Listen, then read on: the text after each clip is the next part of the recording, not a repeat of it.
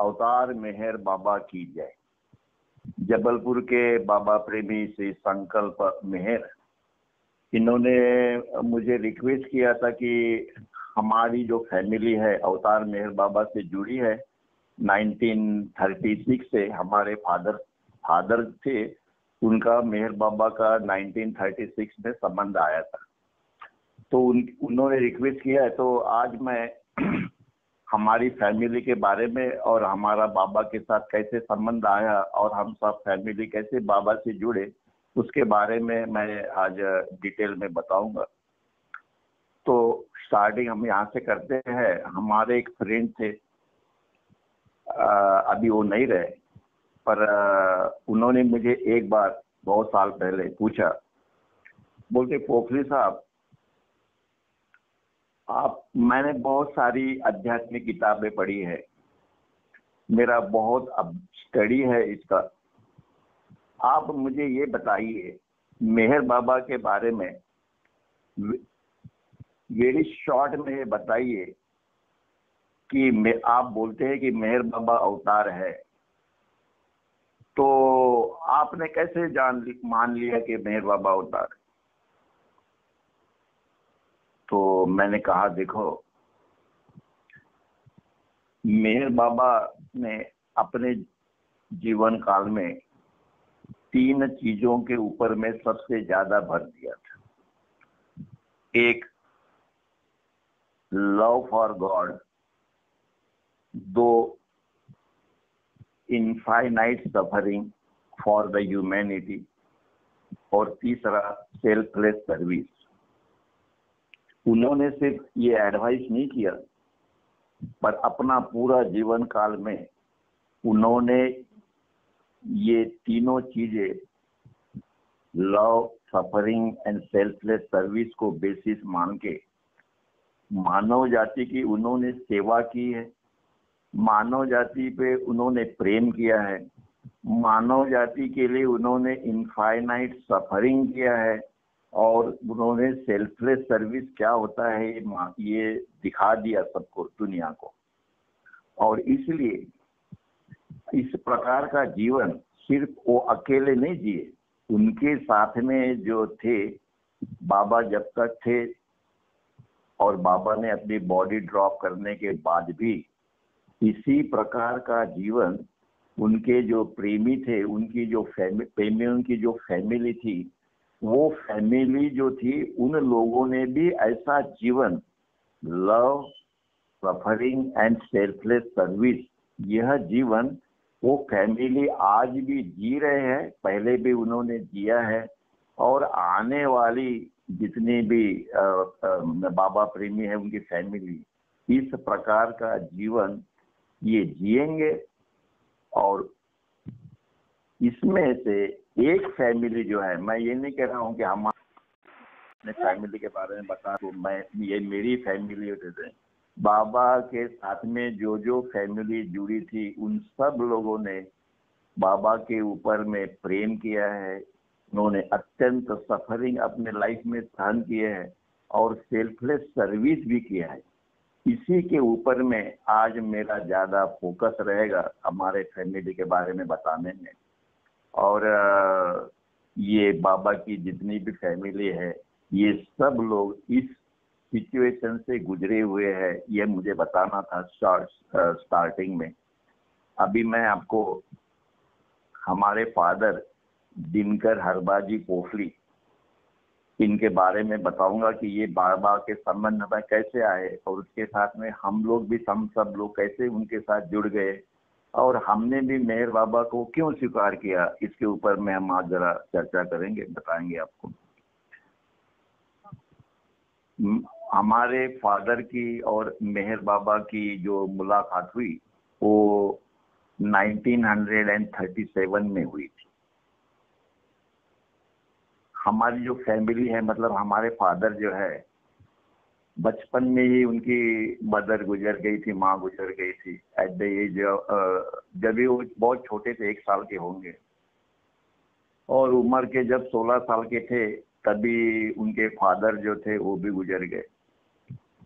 तो घर में यही एक थे जो सीनियर थे, जो तो संसार की सारी जवाबदारी इन्हीं के कंधे पे आ गई।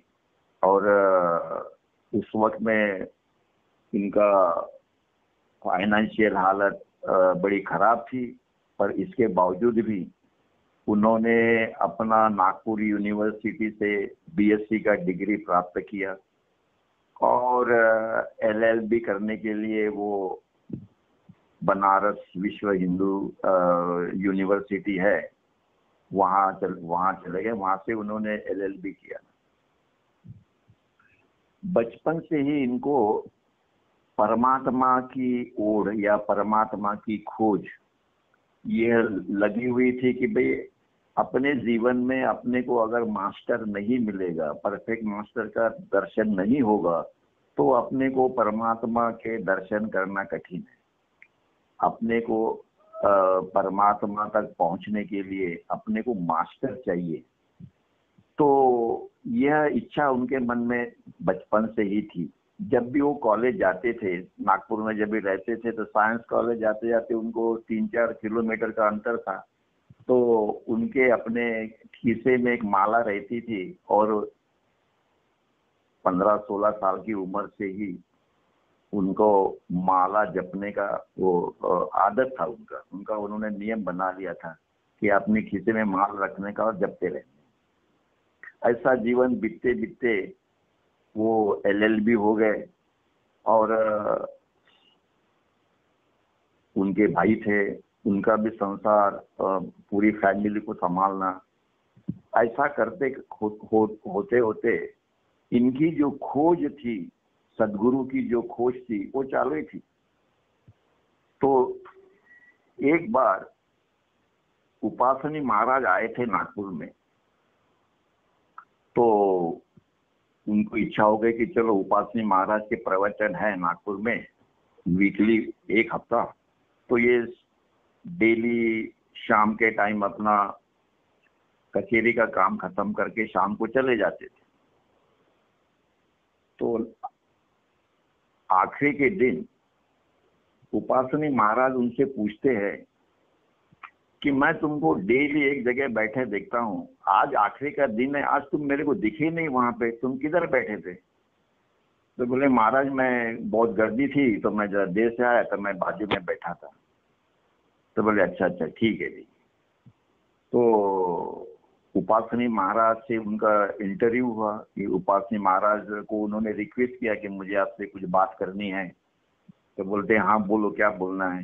प्रवचन सत्र होने के बाद में वो बैठे थे, तो इन्होंने बताया कि मैं अपनी गुरु की खोज में हूँ और मेरी ये इच्छा है कि आप मेरे को अपना शिष्य करके स्वीकार करें। तो उपासनी महाराज ने कहा उनको, बोले मैं तुम्हारा गुरु नहीं हूं।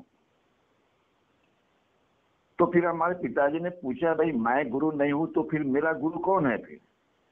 तो बोले वो मैं नहीं बताऊंगा तुमको, पर तुम्हारा गुरु तुमको जल्दी ही मिलेगा।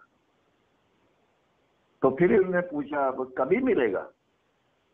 तो बोले वो भी मैं नहीं बताता, तो मैं नहीं बताता।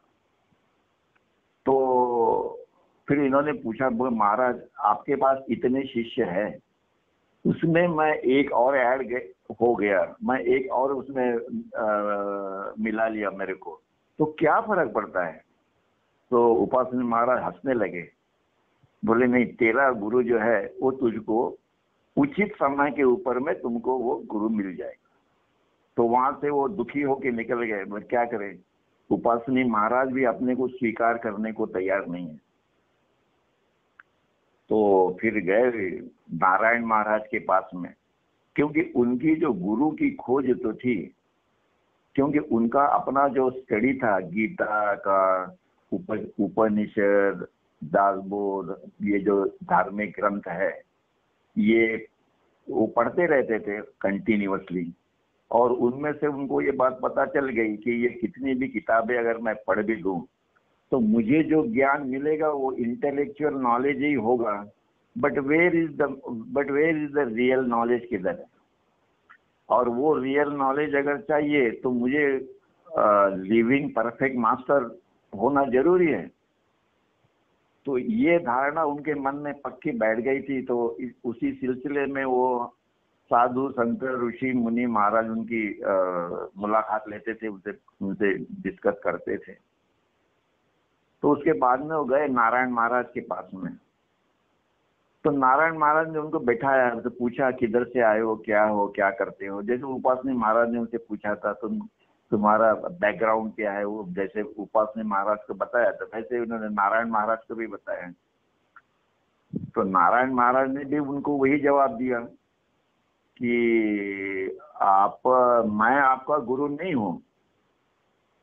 तो बोले महाराज मेरा गुरु कौन है, मुझे कब मिलेगा। तो बोले गुरु तो वो तो मैं नहीं बताता, पर वो जो जवाब उपासनी महाराज ने दिया वही जवाब नारायण महाराज ने भी दिया उनको कि आपका गुरु राइट टाइम पे मिलेगा, डोंट वरी, चिंता मत करो, मिल जाएगा। तो ये बात है 1932 की।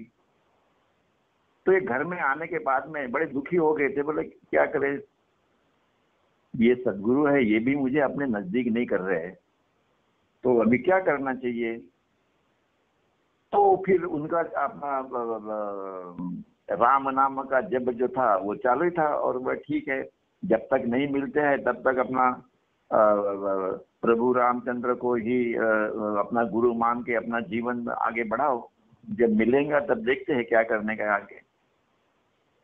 इसी प्रकार से 4-5 साल गुजरने के बाद अवतार मेहर बाबा के एक शिष्य विभूति महाराज, और उनको बाबा ने ये ऑर्डर दिया था कि गांव-गांव में जाके मेरे नाम का प्रचार करना, मैं कौन हूँ इनके बारे में बताओ। तो इस सिलसिले में वो विभूति महाराज हमारे गांव में आए थे, वहां पे सावनेर में, हमारा नेटिव प्लेस सावनेर है। तो उन्होंने कुछ पॉम्पलेट्स और कुछ दिए पढ़ने के लिए, मेहर बाबा का चरित्र छोटा मोटा, और उसके साथ में कुछ किताबें भी दी थी, सबको दी थी। बोले ये किताबें आप पढ़ो, और पढ़ने के बाद में अगर आपको अच्छा लगेगा तो इसको रखो, नहीं तो मैं 1 साल के बाद में फिर आऊंगा तो ये किताबें मुझे वापस कर देने का। तो हमारे पिताजी ने वो किताबें घर पे ले गए, और रात के टाइम बोले मैं जब पढ़ने बैठा तो जैसे ही मैं वो पढ़ने लगा किताब, तो बोले मेरे आंखों में से आंसू निकलने लगे कि जिसको मैं ढूंढ रहा था वो मुझे मिल गया।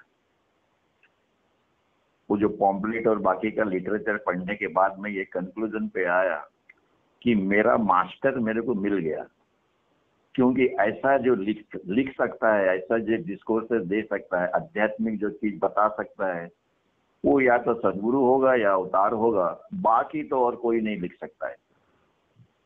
उसके बाद में उनका अपना करस्पॉन्डेंस आदि के ईरानी मेहर बाबा के जो सेक्रेटरी थे, बाद में सेक्रेटरी बने, पर उसके पहले आदि के ईरानी से, और क्योंकि चांदनी बिजी रहते थे मेहर बाबा के साथ में, तो बाकी का जो करस्पॉन्डेंस थे वो आदि देखते थे, आदि से उनकी करस्पॉन्डेंस चालू हो गए। फिर उधर बाबा के डिस्कोर्सेस, किताबें, यूं त्यों, और मेहर बाबा का काम उसने चालू कर दिया सावनेर में, और in and around area Saoner के आजू में जितने भी गांव है वहां जाके अवतार मेहर बाबा के बारे में बताने का, अवतार मेहर बाबा कौन है, क्या है, किस लिए आए हैं, अवतार मेहर बाबा का जो जीवन चरित्र उस वक्त में जो था। तो ऐसा होते होते, पर उन्होंने कभी ये नहीं कहा मेहर बाबा से कि मेरे को दर्शन दो, या कोई इसके बारे में कोई बात नहीं की, क्योंकि उनको इस बात का पता चल गया था कि मेहर बाबा को ये अच्छा नहीं लगता है कि बार बार उनको लेटर लिखा जाए दर्शन के लिए, या जबरदस्ती किया जाए कि भाई मैं दर्शन दो, ये दो। तो उन्होंने भी सोचा काहे के लिए, वो अपने विश्वव्यापी कार्य में बिजी है, तो काहे के लिए उनको तकलीफ देने का, बैठे रहो, जब बुलाएंगे तब जाएंगे।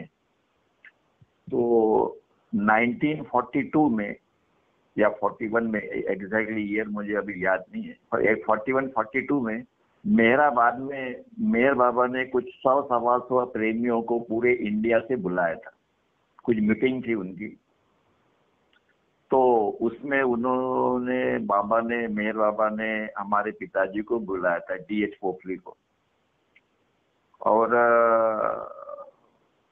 जब भी मेहर बाबा की और उनकी मुलाकात हुई तो मेहर बाबा ने उनसे पूछा, आप कौन हो, किधर से हो, क्या करते हो, घर में बच्चे कितने हैं, ये वो सब।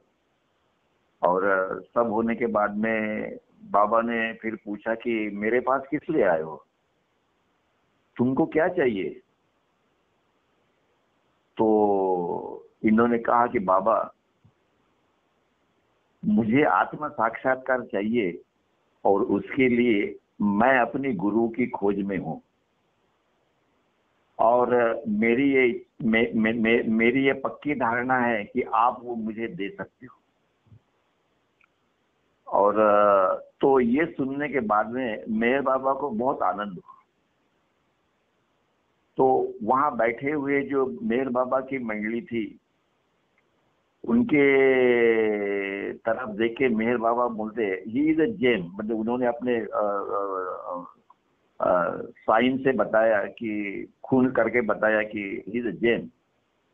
तो बाबा बोलते पर आत्म साक्षात्कार देना इतना इजी थोड़ी है, तुम अपने घर के अंदर में फैमिली में सबसे बड़े हो, तो इनका इनका पालन पोषण कौन करेगा, सब जब जवाबदारी तो तुम्हारे ऊपर में है। तो उन्होंने कहा कि बाबा जो आज्ञा देगा, मेरे को आज्ञा देगा, वो उनकी जवाबदारी लेगा, आप आज्ञा दोगे तो जवाबदारी आपकी होगी। पर किसी भी हालत में अगर आप मुझे आत्म साक्षात्कार दोगे इस जन्म में, तो मैं आपको स्वीकार करता हूं, आपकी आज्ञा का पालन करूंगा, सो एंड सो। तो बाबा बड़े खुश हो गए और बोले ठीक है, अभी 2-3 दिन आप यहाँ पे हो, आश्रम में रहो, ये सब किया उन्होंने। और बोलता है कि बाबा बोले कि आप घर जाओगे तो मैं आपको कुछ आज्ञा दूंगा, इस आज्ञा का आपको पालन करना है, और इस प्रकार से आपको मेरी आपके ऊपर में नजर रहेगी। तो पिताजी ने बोला कि आप मुझे प्रॉमिस करो कि आप मुझे आत्म साक्षात्कार दोगे। तो मेहर बाबा ने उनके हाथ के ऊपर में हाथ रखा, आई प्रॉमिस यू कि तुमको आत्म साक्षात्कार होगा।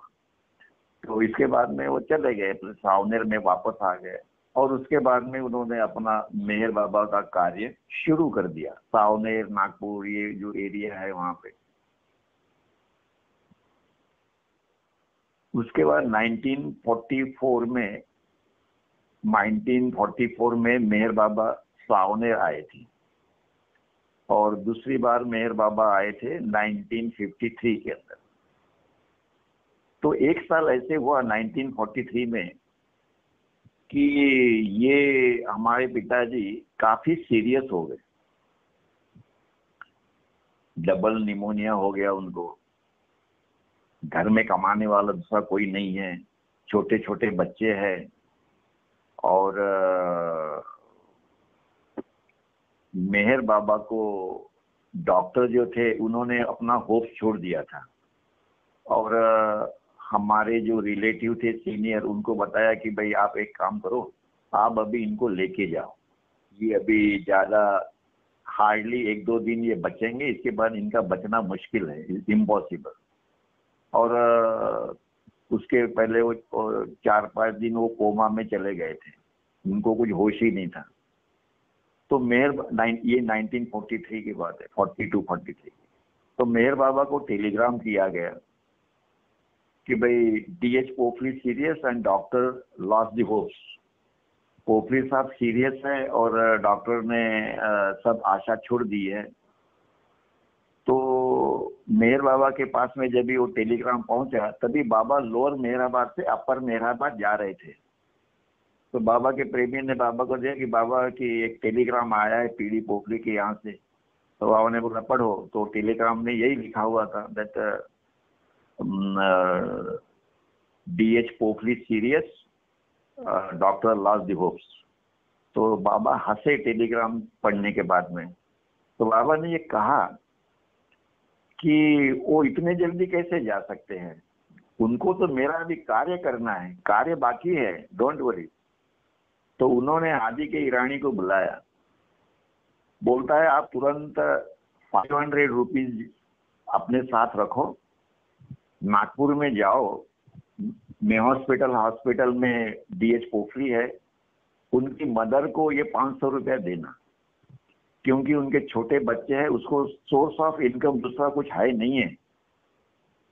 तो बात ये थी कि जिस दिन आदि के ईरानी वहां पहुंचे हॉस्पिटल में, उस दिन उसी दिन हमारे पिताजी जो अनकॉन्शियस थे वो कॉन्शियस हो गए, और उन्होंने देखा सामने आदि के ईरानी खड़े हैं, तो वो रोने लगे, उनके आंखों में आंसू आ गए कि कितना दयालु परमात्मा है ये, कि मेरे ऊपर कितनी इनकी नजर है कि मैं इतनी असहाय स्थिति में हूँ, और अपने सेक्रेटरी को उन्होंने भेजा है वहां पे।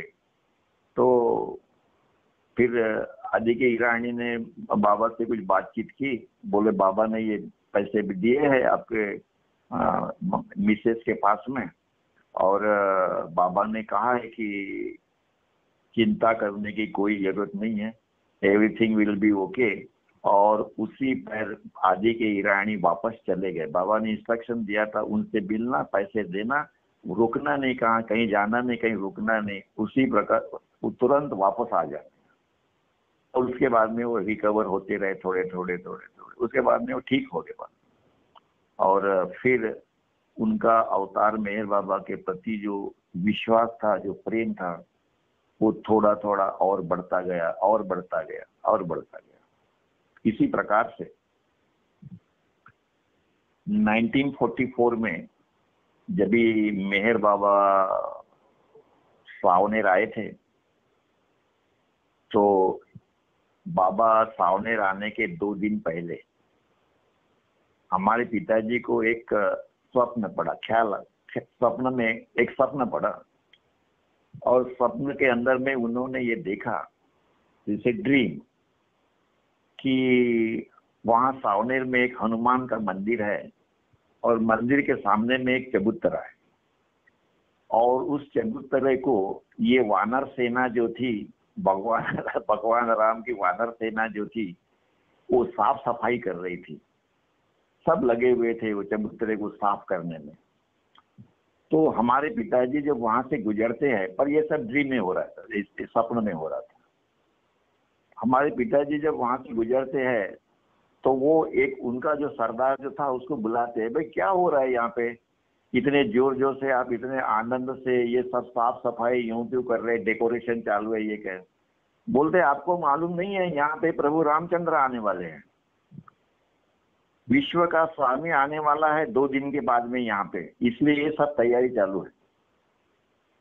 तो पिताजी वहां से निकल गए, तो उनका जो ड्रीम खत्म हो गया, सपना दूसरे दिन, तो उन्होंने कुछ ख्याल नहीं दिया, बोला ठीक है सपना गिर गया होगा, उनको क्या मालूम कि 2 दिन के बाद में क्या होने वाला है।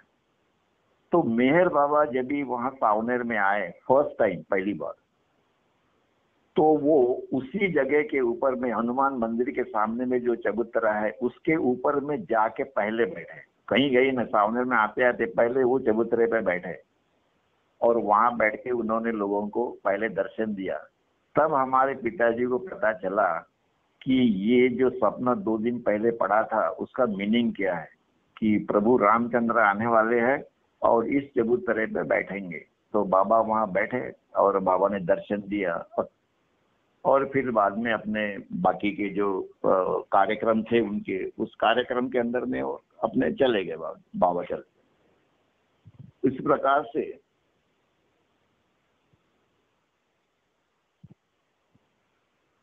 अवतार मेहर बाबा का कार्य जो उन्होंने फिर काफी जगह फैलाया, खेड़ों पहाड़ों में, इधर उनके पक्षकार लोग थे, सबको मेहर बाबा के बारे में बताते थे। हमारे अपने घर में सावनेर में शाम के टाइम एक 15, 20, 25 लोग बैठते थे, और वहाँ पे आध्यात्मिक प्रवचन होता था उनका, और वो समझा के बताते थे। मेहर बाबा का जो लिटरेचर है उसका वो पढ़ते थे खुद, या किसी को बोलते थे तुम पढ़ो, और उसका क्या मीनिंग है, बाबा क्या करते हैं, बाबा क्या कहते हैं, इसके बारे में वो डिटेल हमेशा बताते थे। और उनका मेहर बाबा के साथ संबंध चालू रहता था।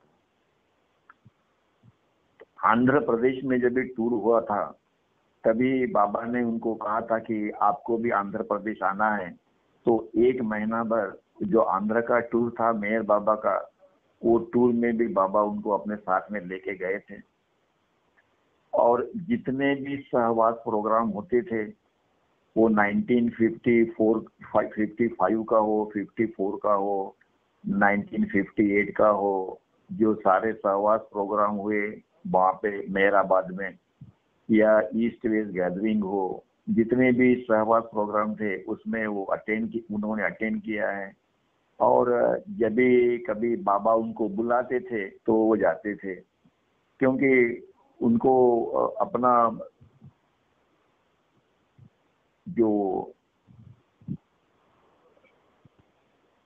कोर्ट कचहरी का जो कार्य चलता था उसमें से टाइम निकाल के फिर बाबा ने जब भी बुलाया तो वो जाते थे।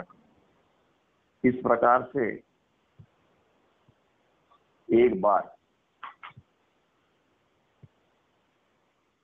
बाबा ने उनको ऑर्डर दिया, आज्ञा दिया कि आपको नागपुर सिटी के अंदर एक मस्त की खोज करना है और उसको मेरे पास लेके आना है। तो हर संडे को वो नागपुर जाते थे और वो मस्त को ढूंढते थे कि वो मस्त कहाँ मिलेगा। तो नागपुर सिटी में घूमते घूमते उनको वो जो एक ब्रिज है नागपुर में कॉटन मार्केट के नजदीक, वहां पे एक आदमी ऐसा 2-3 महीने ऐसा गंदी एरिया जो है जहाँ कूड़ा कचरा फेंका जाता है, वहां ऐसा सोए रहता था 2-3 महीने। कभी उठता था, फिर कुछ घूम घाम के आता था, फिर वहां सो जाता था। तो हमारे पिताजी ने पूछा, भाई ये आदमी कौन है, ये इतना? तो बोले महाराज ये मालूम नहीं है कौन आदमी क्या है, पर वो ऐसा है कि इसको किसी का होश नहीं रहता है, ये ऐसे ही पड़ा रहता है। तो हमारे पिताजी ने सोचा कि ये मस्त की सेवा और कोई हो नहीं सकता, चल तो उसको घर पे लेके आना, उसके कपड़े बदली करना, उसको नए कपड़े पहनाना और उसको होश में लाना। जब तक वो होश में नहीं आता है तब तक उसको अपने घर लेके जाना। हर संडे को उनका वो कार्यक्रम रहता था, उसको घर पे लेके जाओ, उसको नहलाओ, कपड़े उसको बदली करो, उसको खाना खिलाओ। पहले उसको खाना खिलाने का और फिर उसके बाद में हमारे फादर और मदर इन्होंने खाना खाने का। ऐसे 5-6 बार जब भी उन्होंने करने के बाद वो जो मस्त था वो होश में आ गया, बल्कि वो अनकॉन्शियस था। उसको तो मस्त के उसको अपने शरीर का भान नहीं रहता है, वो परमात्मा के प्रेम में लीन हो जाते हैं तो उनको ख्याल नहीं रहता है। तो वो मस्त जो था वो 6-7 बार उसको ये सब क्रिया करने के बाद उसको वो कॉन्शियस हुआ और फिर उसको मेहर बाबा के पास में पहुंचाया गया।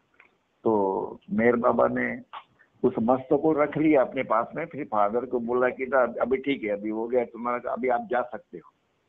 तो इस प्रकार से मस्त की सेवा करने का हमारे पिताजी को एक अवसर मिल गया, अवसर दिया उन्होंने। उसी प्रकार से ये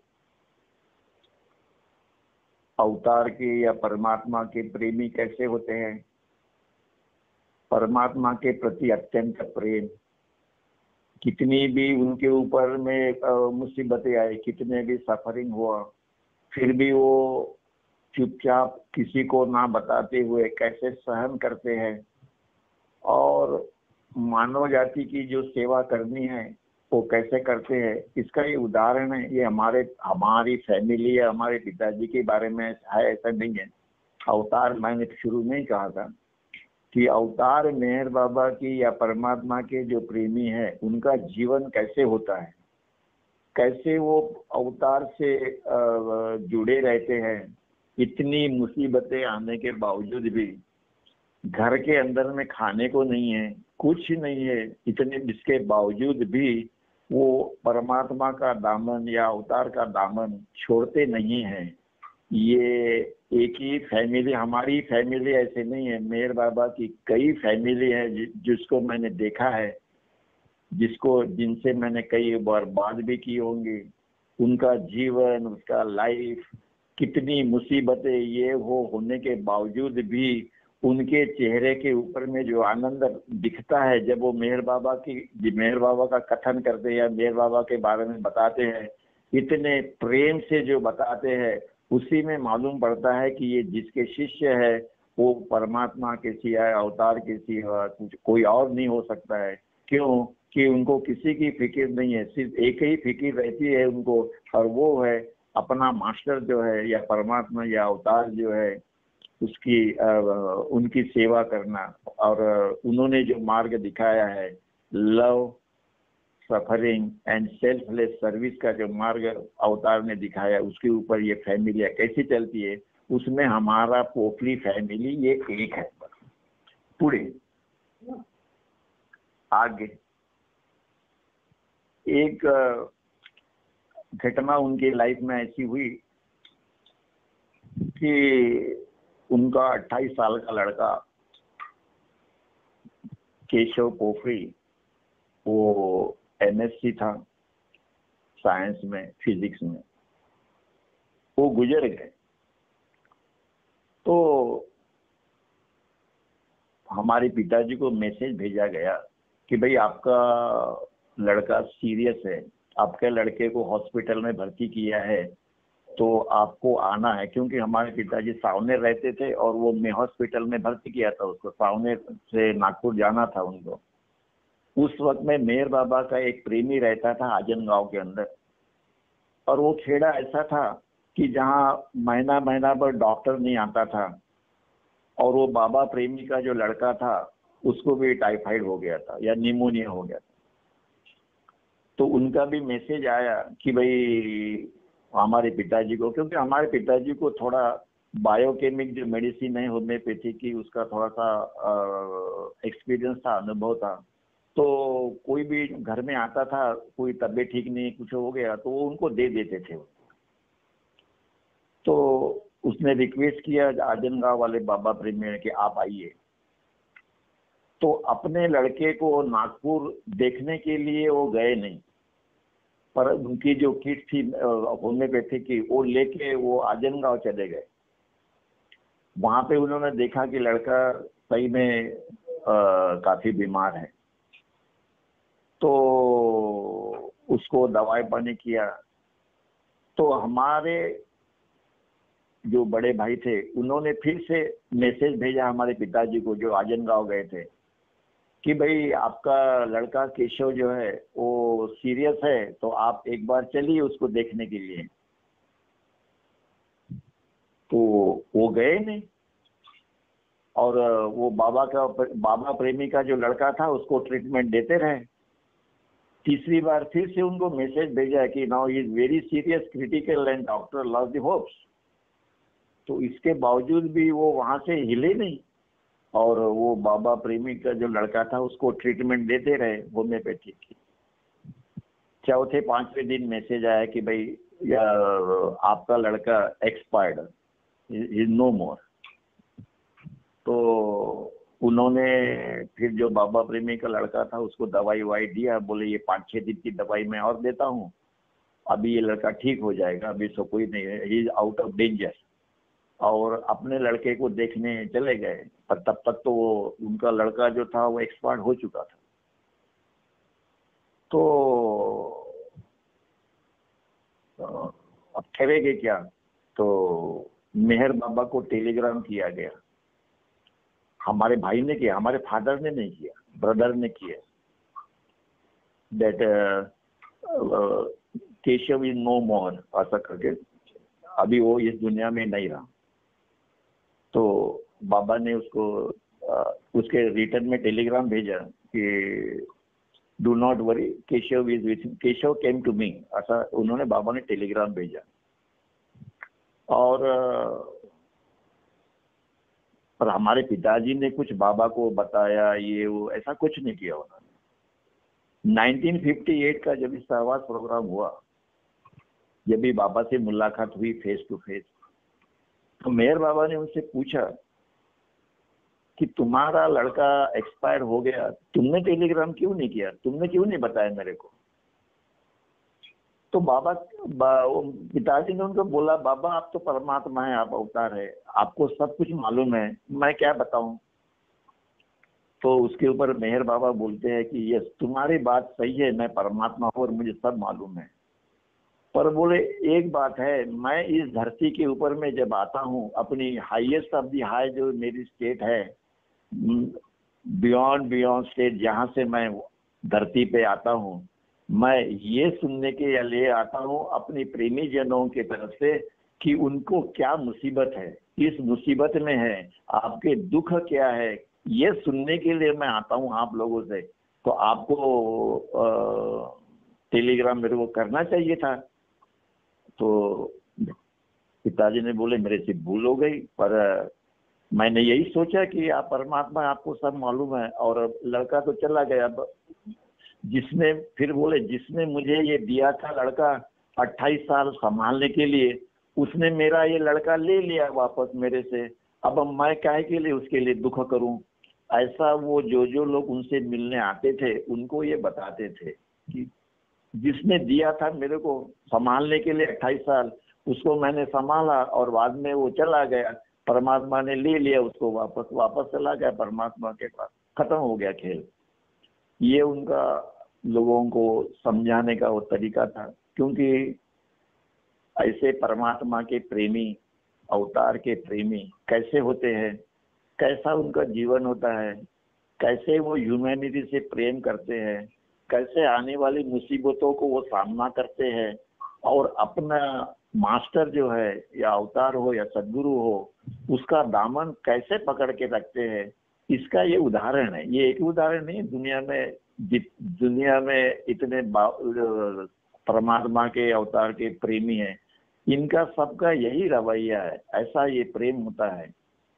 तो उसके बाद में नगर के अंदर में एक बाबा प्रेमी थे, उनकी 3 साल की बच्ची गुजर गई थी। तो वो बाबा के पास जाते थे और रोते थे, बोले बाबा मेरी 3 साल की लड़की चली गई, ये है वो है, अपना दुख प्रकट करते थे। और नेचुरली है, किसी का भी कोई अगर कोई अपत्य एक्सपायर हो जाएगा तो दुख तो होता ही है नजर। तो बाबा बोले कि 8 दिन से तुम मेरे पास आ रहे हो और यही गाना तुम गा रहे हो कि तुम्हारी बच्ची गई है, ये है वो है, दुखी है, बराबर है, दुख तो होता ही है। तो बोले तुम एक काम करो,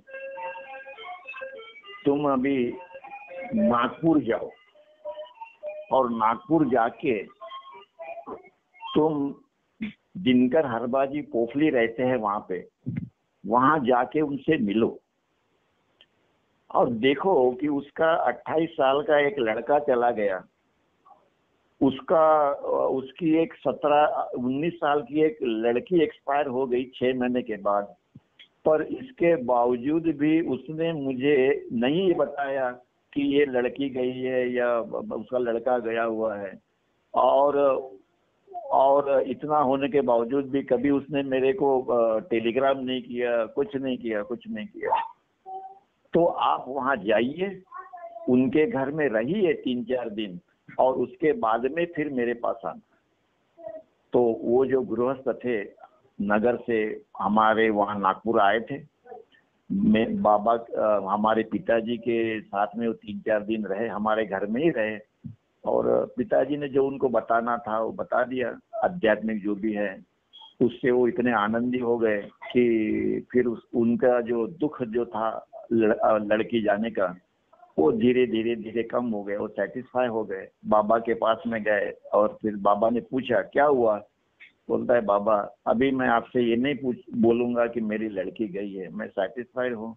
पोखरी साहब से मिलने के बाद में उनका दुख और मेरा दुख जो भी है मैं सेटिस्फाइड हूँ, और उसके बाद में वो चले गए। तो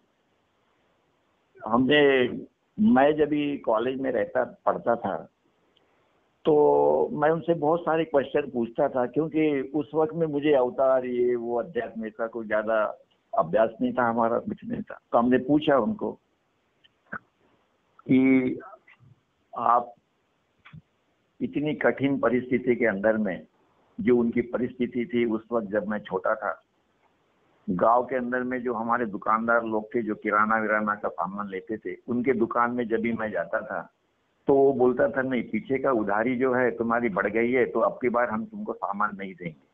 तो मैं एक दुकान से दूसरे दुकान जाता था, तीसरे दुकान, चौथी दुकान, तो जो 4-5 दुकान थे उसमें से कोई ना कोई दे देता था। तो मैंने उनसे पूछा कि ये मेरा बचपन का एक्सपीरियंस है, और अपनी इतनी परिस्थिति बहुत बिकट थी उस वक्त में, तो इसके बावजूद भी आप मेहर बाबा से जुड़े रहे, सब कुछ करते रहे, तो इतनी सारी प्रेरणा और ये वो जो है ये आपको कहाँ से मिली? तो ये कैसे आपकी जिंदगी गुजरी है? इतना सफरिंग आपने किया, सब कुछ किया। तो बोलता है कि मेहर बाबा ने मुझे जो प्रॉमिस किया है कि मैं तुमको इस लाइफ में आत्म साक्षात्कार दूंगा, इस आत्म साक्षात्कार के लिए मैं जिंदगी भर 60 years I was like a fish out of water. जैसी एक आधी मछली कैसी होती है जो पानी से बाहर निकलने के बाद में जैसी वो तड़पती है, वैसा मैं 60 ईयर तक तड़पते रहा। मेरा सारा का सारा जो माइंड था वो सिर्फ अवतार के ऊपर में था। संसार तो मैंने किया जैसा भी हुआ, पर मेरा घर चलता था उसी की कृपा से चलता था। Is only by his grace, ये उनका कहना था। मतलब जो होता मेरा ये अनुभव है। आप बोल रहा तुमने पूछा इसलिए मैं बताया। बोलता है जो पूछेगा उसको मैं बताएगा, नहीं पूछा किसी ने तो मैं नहीं बताता। तो एक बार उनको कैंसर हो गया था, थ्रोट का कैंसर हो गया था, और काफी तकलीफ भी होती थी उनको 3-4 साल तक। तो मैं भी जब भी आता था पूछता था, बोलता आपको इतनी तकलीफ है, ये है वो है, आप कैसे महसूस करते हो अभी? तो बोले मेरी स्टेट ऐसी है कि मैं ये शरीर नहीं हूं, इस स्टेट में मैं पहुंचा हूं। मैं अलग हूं, मेरा शरीर अलग है, और ये सारी आत्माएं जो मुझे हो रही है ये मेरी बॉडी को हो रही है, शरीर को हो रही है, मुझे कुछ नहीं हो रहा है। मैं जैसा हूं वैसे हूं। मैं अपनी उस स्थिति में रहता हूं कि जिस स्थिति में मेरे सिवा और कोई नहीं होता है। उस स्थिति में आई अलोन एग्जिस्ट। उस स्थिति में जितना देर मुझे इच्छा होती है उतना देर मैं रहता हूँ, 8 घंटे, 10 घंटे, 12 घंटे। जब मेरी इच्छा पूरी हो जाती है तो मैं उस स्टेट में से फिर बाहर आ जाता हूँ, और जब फिर चला जाता हूँ फिर बाहर आ जाता हूँ। इसलिए मुझे कैंसर हुआ क्या, ये हुआ क्या, इससे मुझे कोई फर्क नहीं पड़ता है, मुझे कोई तकलीफ नहीं होती उससे। ये शरीर है, शरीर को होता है, मुझे कुछ नहीं होता है। दैट वाज हिज स्टेटस जब ये हो गए।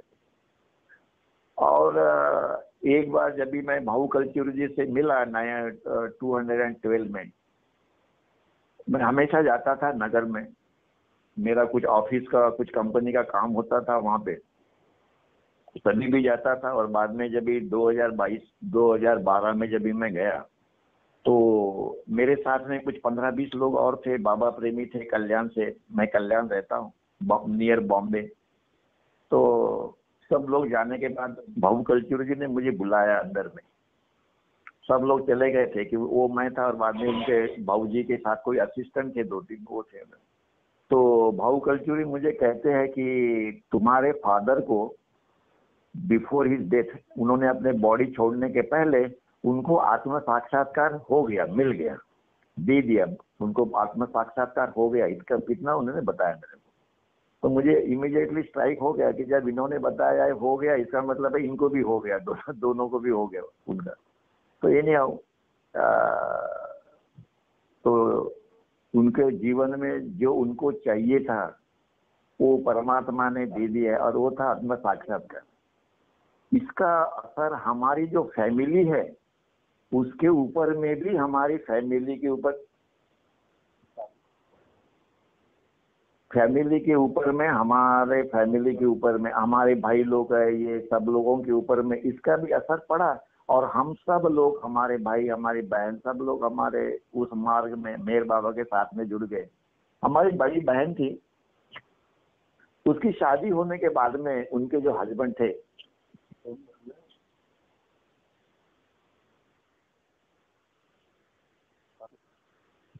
तो हमारी बहन जो थी, शादी होने के बाद में जो अपने ससुराल गई, तो उनको वो मेहर बाबा पसंद नहीं थे।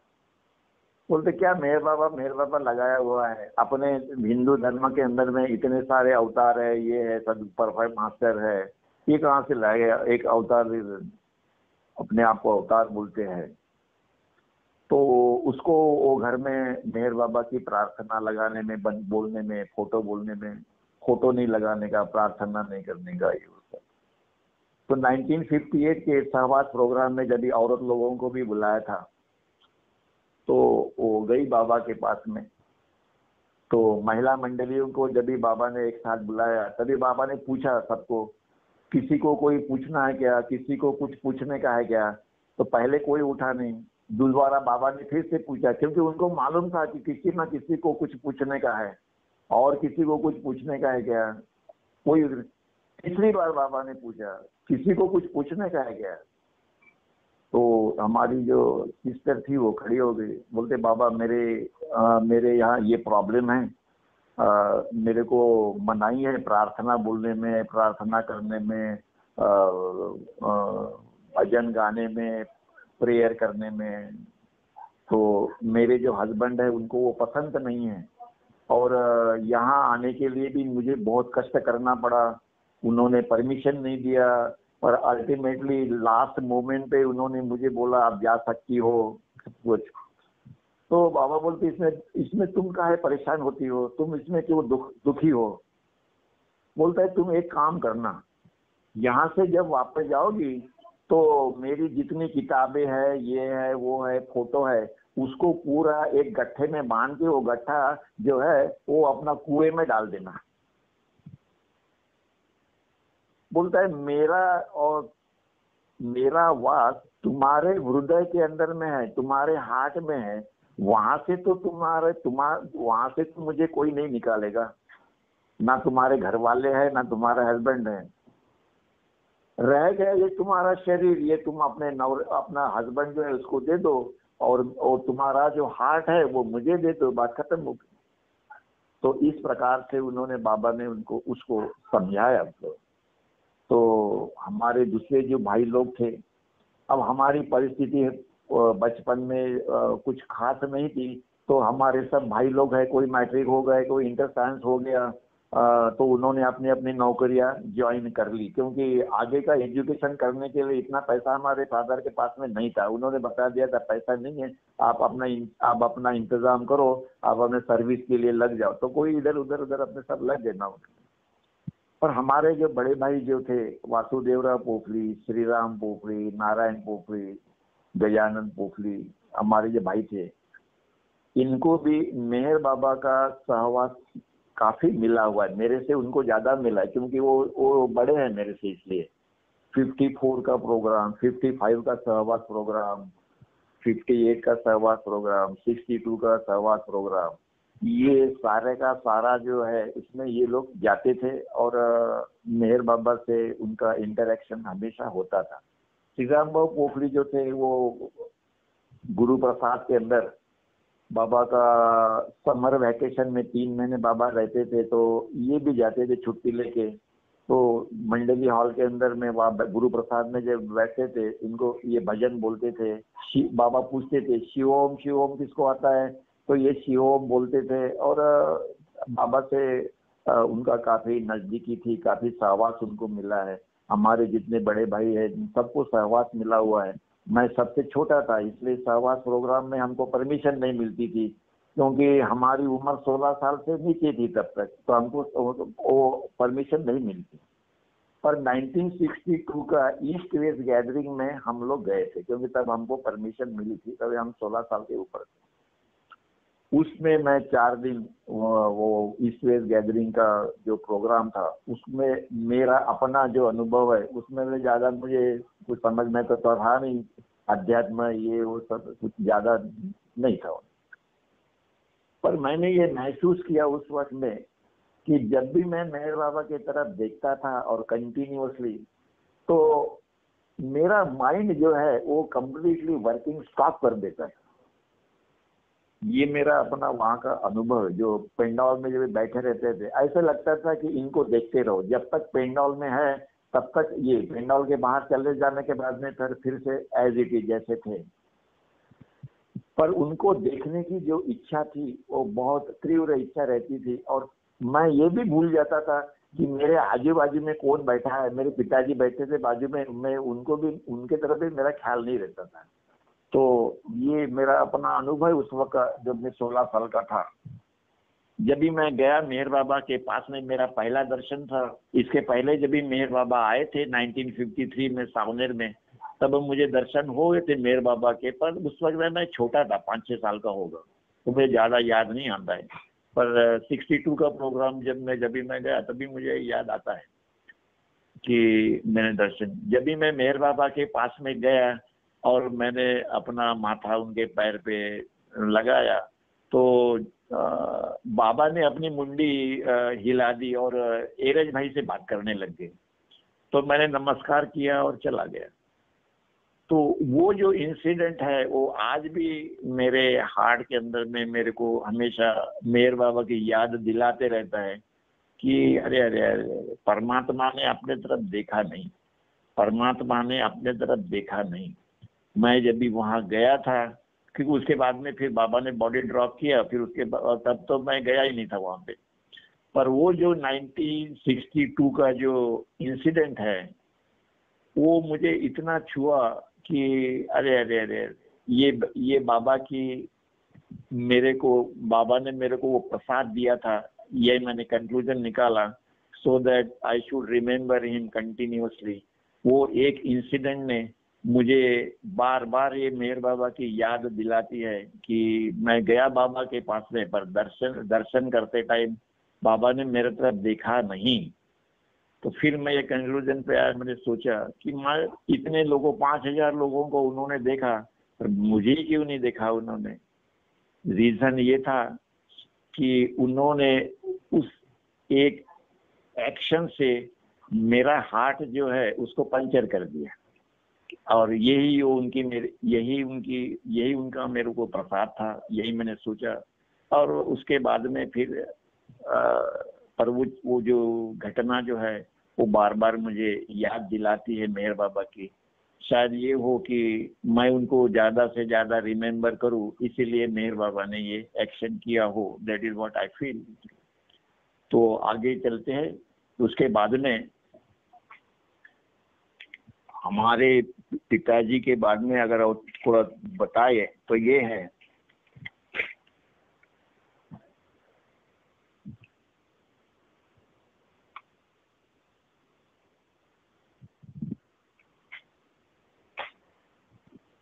पिताजी को मैंने कई बार ये सवाल किया कि आप मेहर बाबा को आपने किस रूप में आपने देखा, मेहर बाबा को इतने जल्दी आपने कैसे पहचान लिया, मेहर बाबा से आप इतने जल्दी कैसे जुड़ गए, आपका कैसा फुल विश्वास हो गया मेहर बाबा के ऊपर में कि मेहर बाबा इस युग के अवतार है, is God in human form, so and so.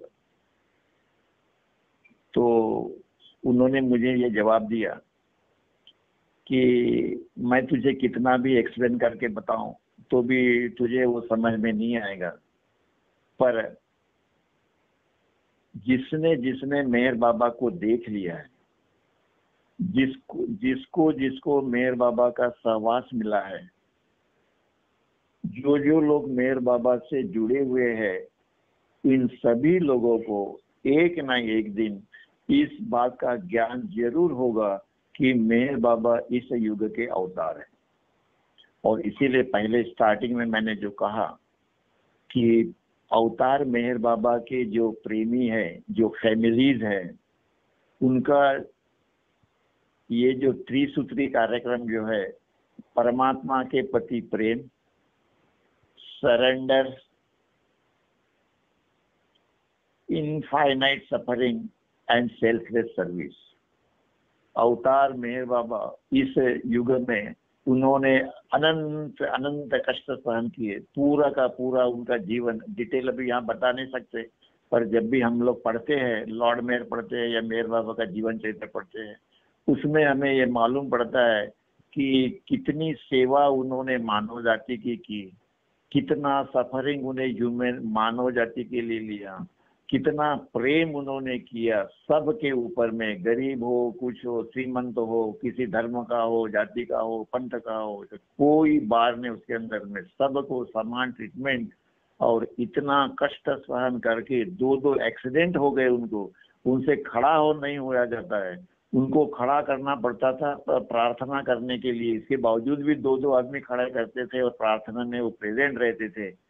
इतनी सारी चीजें जब भी हम लोग पढ़ते हैं, देखते हैं, तो उसके बाद में हम लोग भी यही कंक्लूजन पे आते हैं कि यह परमात्मा ही हो सकता है कि जो इतनी मानव जाति के लिए इतना कष्ट सहन करता है और इतना कष्ट वो मानव जाति के लिए सहन करता है।